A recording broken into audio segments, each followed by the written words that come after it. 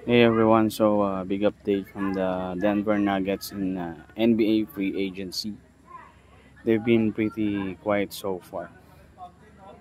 So, nakakasala kasi naubos yung mga player ng Denver. No?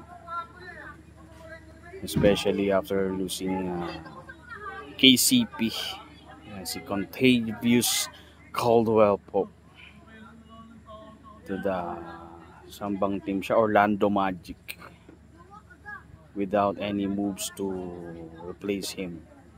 Plus, they traded away Reggie Jackson. Okay lang naman yun kasi hindi consistent si Reggie Jackson. Napunta siya sa Charlotte Hornets. Which means they really need some guard help now. Even though they haven't snagged a new guard yet, Russell Westbrook, their top target, is still with the LA Clippers.